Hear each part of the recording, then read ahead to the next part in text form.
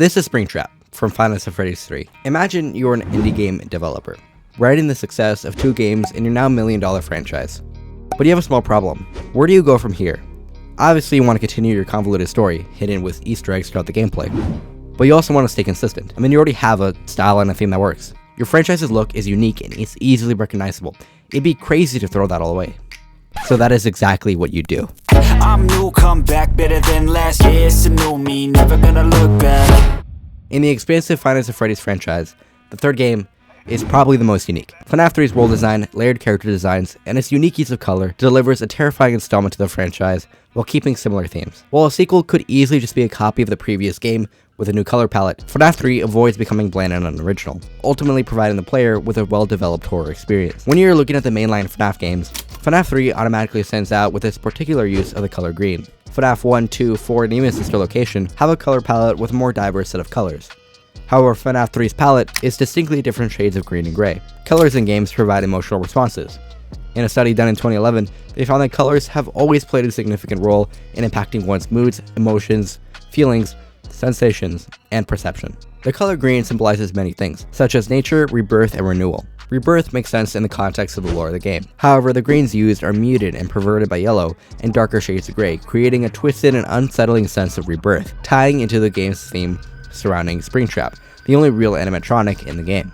We will look at Springtrap's design in a bit, but for now, the importance of colors used in the games in general cannot be overstated. In regards to nature, there is also a connection. Nature is balanced with equal parts beauty and cruelty. However, with darker shades, it easily leads more into the cruelty aspect. With examples such as the circle of life, it is necessary for animals to be eaten by other animals in order to keep an ecosystem alive. Yet that process is naturally violent. The lack of light also keeps the player in suspense, consistent with previous installments. The player is a security guard in a horror-themed attraction surrounded by darkness, consistent with his previous installments. Another study says darkness is a powerful elicitor of fear and anxiety, also due to the fact that our brains are hardwired to expect sensory stimulation, and will do their best to work out a coherent representation, even from input, by filling in missing details based on experience and memory. Gameplay-wise, Springtrap actually hides in the dark parts outside the office from time to time, emphasizing this aspect of utilizing the darkness.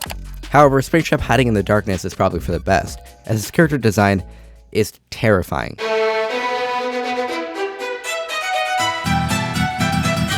I'm going to use Fnaf Freddy's wiki as a way to explain the lore for now, as it supports this next point. See, the animatronic is actually a suit, with someone inside being William Afton. You can notice this from his bloodshot eyes, exposed blood vessels, and in a rare scene you can see him take off his mask.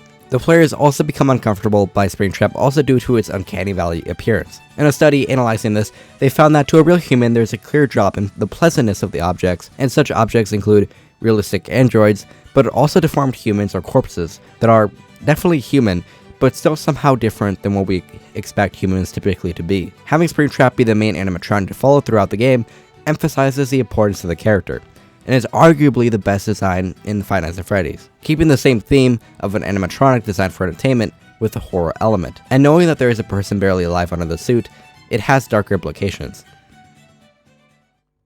Analyzing the suit itself, it is a bunny suit, being the prototype of the bunny animatronic. Bunnies are typically low on the pyramid, tying back to the ecological circle of life. Bunnies are primary producers with many different predators, which is interesting because in this game, Springtrap is the one hunting the player down. There are some lore implications that can be examined from this design choice. However, what this does to the player's experience is twist nature to be sort of backwards. Maybe not to the conscious mind, but having the villain be in a bunny suit does create a unique horror experience. But as Fnaf 3 carried the same thematic weight as its previous installments. The third game mirrors Fnaf 1 and 2's core mechanics, where Fnaf 2 added a music box you have to rewind. Now you have more things to keep track of, like air. And as opposed to the second game's open design, it puts the player back in a crowded office, being able to see outside. Ultimately, the third game is the best of both worlds, keeping similar purposes, gameplay-wise, to try to overwhelm you and give you anxiety with the dread of looming robotic monsters. And that's not even to mention the phantom animatronics that haunt you throughout the gameplay. But if you want to learn more about how Fnaf Freddy is able to give you this sense of dread, check out this previous video, as it would greatly help out the channel. As always, thank you so much for watching, and I hope you're a bit less bored.